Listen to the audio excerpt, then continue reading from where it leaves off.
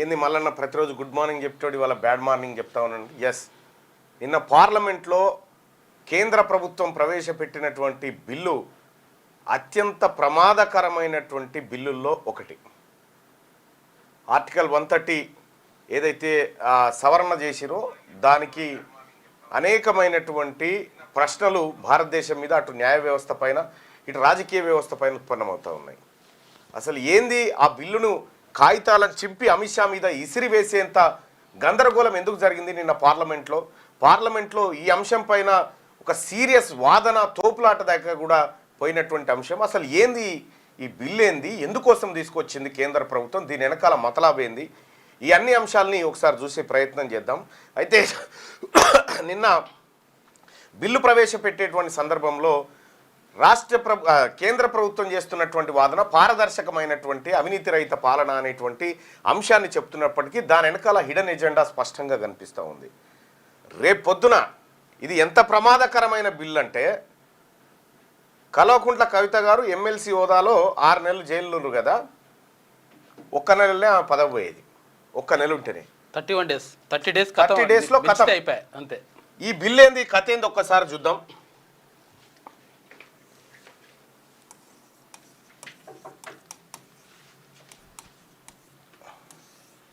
ఇక్కడ ఆర్టికల్ 130ని సవరిస్తూ ఏది కేంద్ర ప్రభుత్వం బిల్లు తీసుకొచ్చింది. అంటే దీంట్లో సవరణ అంటే దీంట్లో చాలా అంశాలు ఉన్నాయి. రాజ్యాంగంలోని ఆర్టికల్ 75, ఓకే రైట్, భారత రాజ్యాంగంలోని ఆర్టికల్ 164, తర్వాత భారత రాజ్యాంగంలోని ఆర్టికల్ 129, ఒక్క నిమిషం ఇప్పుడు చెప్తా, 139 సారీ 139 AA. ఏంటి ఇవి ఏంటి అంటే, భారత రాజ్యాంగంలోని ఆర్టికల్ 75 ఏంటంటే ప్రధానమంత్రుల నియామకం, మంత్రిమండలి నియామకం అది రాష్ట్రపతి చేత నిర్వహించబడేటువంటి. ఆర్టికల్ 164 ఏంటంటే రాష్ట్ర ముఖ్యమంత్రిని గవర్నర్ నియమించడం, మంత్రులను కూడా నియమించడం, మంత్రిమండలంతా గవర్నర్ చేతుల్లో పనిచేయడం అనేటువంటిది ఇది. ఇక ఆర్టికల్ 139కి సంబంధించి నేరారోపణలు ఎదుర్కొనేటువంటి వాళ్ళు ఎవరైతే ఉంటారో, ఎవరైతే ప్రజాప్రతినిధులైనా కానీ, మంత్రులు కానీ, ఎమ్మెల్యేలు కానీ, ప్రధానమంత్రి, ముఖ్యమంత్రి ఎవరైనా సరే అయితే దీంట్లో ఈ ఆర్టికల్ 139 ఏం చెప్తా ఉంది, 130కి పోదాం కానీ 139 ఢిల్లీలో అసెంబ్లీ, గవర్నర్ అనే అంశాలు. ఎందుకు ఢిల్లీకి సపరేట్గా అంటే, ఢిల్లీ కేంద్ర పాలిత ప్రాంతము, అక్కడ లెఫ్టినెంట్ గవర్నర్ ఉంటారు, కానీ అసెంబ్లీ ఉంటుంది, రాష్ట్ర హోదాతో కూడినటువంటి కేంద్ర పాలిత ప్రాంతం కాబట్టి ఈ అంశం ఉంటుంది. అయితే ఇక్కడ మంత్రుల నియామకం, ముఖ్యమంత్రుల నియామకం వీటన్నిటిని సవరిస్తూ దీంట్లోనే అవినీతికి పాల్పడితే తొలగించి పదవీ చిత్తులను చేసేటువంటి కార్యక్రమం ఉంది. దీంట్లో ఇప్పుడు ఆర్టికల్ 130ని తీసుకొచ్చారు. 130 సవరణ చేసి నిన్న ఏం పెట్టిరు బిల్లు అని అంటే, ఇప్పుడు వీళ్ళున్నట్లో మొన్న అరవింద్ కేజ్రీవాల్ అరెస్ట్ అయింది కదా. అరవింద్ కేజ్రీవాల్ ఢిల్లీ సీఎంగా ఉండి జైల్లో ఉన్నాడు. మనీష్ సిసోడియా ఉన్నాడు అప్పుడు, వాళ్ళు వేరు. సీఎంది తీసుకుంటే అరవింద్ కేజ్రీవాల్ పైన ఎన్ఫోర్స్మెంట్ డైరెక్టరేట్ ఆరోపణ చేసింది లిక్కర్ స్కామ్లో ఉన్నాడు అని చెప్పి ఆయనను జైలుకు పంపింది. సో ఆయన లిక్కర్ స్కామ్లో ఉన్నాడా లేదా, నేరం చేసిండా లేదా అనేది కోర్టులు నిరూపించాలి, రుజువు అయిన తర్వాత కోర్టులు నిరూపించాలి. కానీ ఇప్పుడు తెచ్చిన బిల్లు ఏంటంటే కోర్టులతో పని లేదు. నిన్ను ఈడీ అరెస్ట్ చేసి 30 రోజులు జైల్లో పెట్టింది కదా, బస్ నువ్వు నీ పదవి పోయినట్టే. జస్ట్ ఆరోపణ చేస్తే నీ పదవి పోయినట్టే, గతే అంతే. 30 రోజులు బెయిల్ రాకుండా ఆపగలిగితే నీ పదవి పోయినట్టే.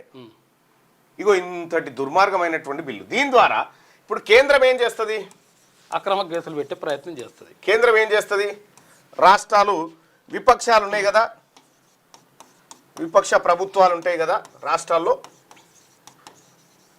ఈ విపక్ష ప్రభుత్వాలకు ఏం చేస్తుంది కేంద్రం?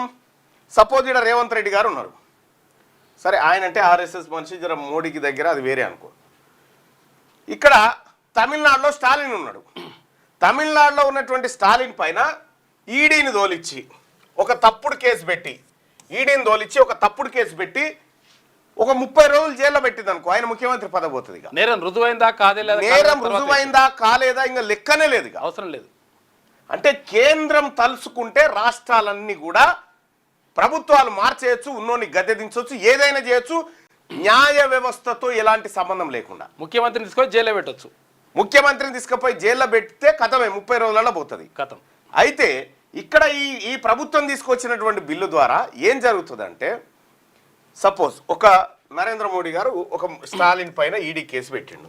ఈడీ కేసు పెట్టి ఏం చేసిండు, అది ఆయన వెంటనే ఏది బెయిల్కి అప్లై చేసుకుండు, హైకోర్టుకు పోయిండు, హైకోర్టుకు పోయి బెయిల్ పెట్టుకున్నాను అనుకో, బెయిల్ కోసం పిటిషన్ పెట్టుకుండు, ఇది తప్పుడు కేసు అని బెయిల్ కోసం పిటిషన్ పెట్టుకున్నాను అనుకో.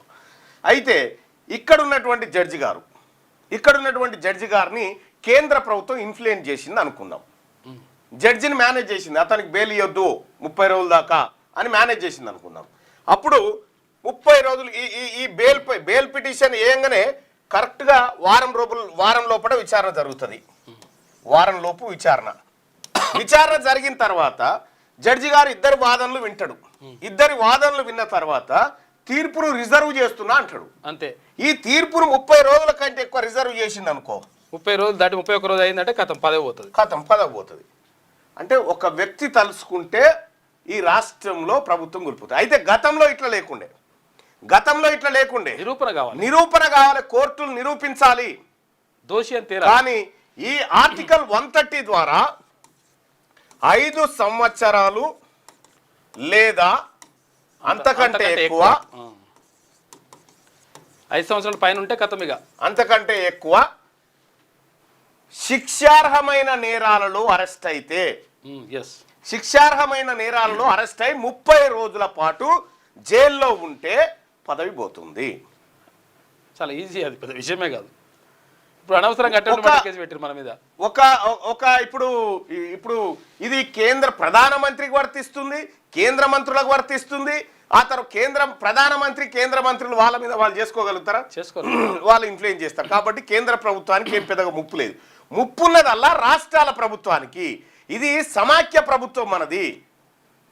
ఈ సమాఖ్య స్ఫూర్తికి విరుద్ధం ఇది. రాజ్యాంగబద్ధంగా రాజ్యాంగాన్ని మొత్తం తుంగలో దొక్కే కుట్ర అని చెప్పి నిన్న విపక్షాలు గందరగోళం సృష్టించినాయి పార్లమెంట్లో. ఈ బిల్లు అత్యంత ప్రమాదమైంది అనేది స్పష్టంగా అర్థమవుతుంది. దీనివల్ల నువ్వు అస్థిరపరచదలుచుకుంటే కథంగా అనుకుంటే చేరితే ఏరు, లేకపోతే నేను జైలుకు పంపి నీ పదవి తీసేస్తా, 31 రోజులు లోపల పెడతా నిన్ను.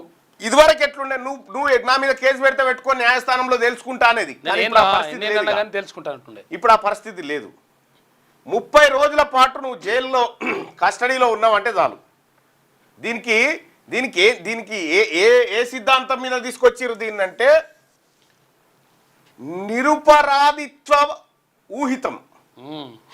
నిరపరాధిత్వ ఊహితం అనే ఏది ఊహించడం, ఇతడు తప్పు చేశాడా లేదా అనేటువంటిది ఊహించి ఖతం చేసిరు దీన్ని. ఇక ఏం లేదు. ఇక ఈ దేశంలో రాజకీయాలు కేంద్ర ప్రభుత్వం చేస్తుంది, రాష్ట్ర ప్రభుత్వాల చేతుల్లో రాష్ట్ర ప్రభుత్వాల చేతుల్లో లేదు. అయిపోయింది. ఇక ఈ బిల్లు జాయింట్ పార్లమెంటరీ కమిటీకి పంపినట్టున్నారు, ఏమైతుందో చూడాలి. కానీ ఇది అత్యంత ప్రమాదకరమైనటువంటి అంశాన్ని భారతీయ జనతా పార్టీ ప్రభుత్వం తెర మీదకి తెచ్చింది. మొన్నటి వరకు ఎన్నికల సంఘాన్ని వాడి ఏదైనా చేయొచ్చు అనుకుంది, అది బహిర్గతం అవడంతో రెండో అస్త్రాన్ని వాడింది. మళ్ళీ ఈ అస్త్రాన్ని వాడింది. ఈ రకంగా దేశంలో ఉన్నటువంటి రాష్ట్రాలన్నింటినీ తమ గుప్పిట్లో పెట్టుకోవడం కోసం వాడినటువంటి ఒక అస్త్రం. తద్వారా న్యాయ వ్యవస్థకు ఉన్నటువంటి స్వతంత్రత దెబ్బతింటుంది, స్వతంత్ర ప్రతిపత్తి పోతుంది. ఇంకేముంది, సుప్రీంకోర్టు మేము కదనా ఆయన దొంగతనం చేసినా లేదా తెలిసే, నువ్వేవడమా పక్క జరుగు, ఇక్కడ మేము పెట్టుకున్నామా, ఆడ 30 రోజులు పోతే కథ పీక్ అవతల బారేస్తాం.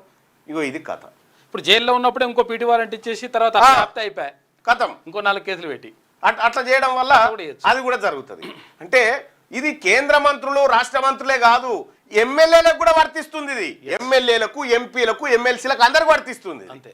తద్వారా ఏం జరుగుతా ఉంది, నచ్చని వాడిని పదవిలో వాడు ప్రజల దగ్గర గెలిచి వచ్చినా సరే వాళ్లకు కేంద్ర ప్రభుత్వానికి నచ్చకపోతే లేదంటే రాష్ట్ర ప్రభుత్వానికి నచ్చకపోతే ఎస్ ఇప్పుడు రేవంత్ రెడ్డి గారు ఉన్నారు. రేవంత్ రెడ్డి గారు నన్ను జైలుకు తోలి 30 రోజుల లోపల ఇస్తే నా పదవి పోతుంది. అట్లా అటువంటి పరిస్థితి ఇదే బిల్లు అన్నట్టు. ఇగో ఈ బిల్లు అత్యంత ప్రమాదకరమైనటువంటి బిల్లును అమిత్ షా గారు నిన్న ప్రవేశపెట్టాడు. అందుకోసం విపక్షాలన్నీ గగ్గోలు పెట్టినాయి. ఒకవేళ ఇప్పుడు వాస్తవానికి దీని వెనకాల కథ ఏంది, ఎందుకు తీసుకొచ్చిర్రు ఇది అనంటే, ఫస్ట్ ఎన్నికల సంఘంతో ఈ దేశంలో గేమ్ ఆడొచ్చు అనుకున్నారు. ఎన్నికల సంఘం లెక్క బయటపడడంతో, ఎన్నికల సంఘం ఓట్ చోర్ చేసిందని ప్రజల్లో ఎన్నికల సంఘం భాగవతం అంతా బయటపడడంతో రెండో ఆప్షన్గా ఇది తీసుకొచ్చారు. రెండో ఆప్షన్కి ఇది తీసుకొచ్చి అచ్చా ఎన్నికల సంఘం కాడ అడ్డుకుంటామని ఎన్నికల సంఘాన్ని దొరకబెట్టారు కదా, చలో మిమ్మల్ని ఈడ దొరకబడతామని చెప్పి ఈ బిల్లు తీసుకొని వచ్చారంట. ఇది అత్యంత ప్రమాదకరమైంది. ఇది ప్రజాస్వామ్యానికి పెనుముప్పు లాంటి బిల్లు ఇది. ఇగో ఈ విధానాన్ని భారతీయ జనతా పార్టీ ఎన్డీఏ ప్రభుత్వం ఎంచుకుంది. తద్వారా ఇప్పుడు కోర్టులతో సంబంధం లేదు, జడ్జి గారితో సంబంధం లేదు, ఎవరితో సంబంధం లేదు. 10 పోవాలనుకుంటే పోతుంది గంతే.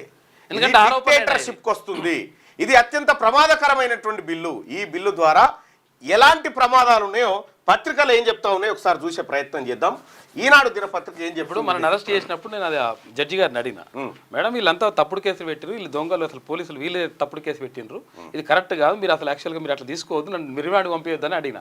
అడిగితే సుదర్శన్ మీరు అడ్వకేట్ని పెట్టుకోండి, తర్వాత అడ్వకేట్ని పెట్టుకున్న తర్వాత బయట తీసుకొచ్చుకోవాలి, కానీ ఇప్పుడు అట్లేం ఉండదు, అంతే కాదు. దాని ఆరోపణ, జస్ట్ ఆరోపణ.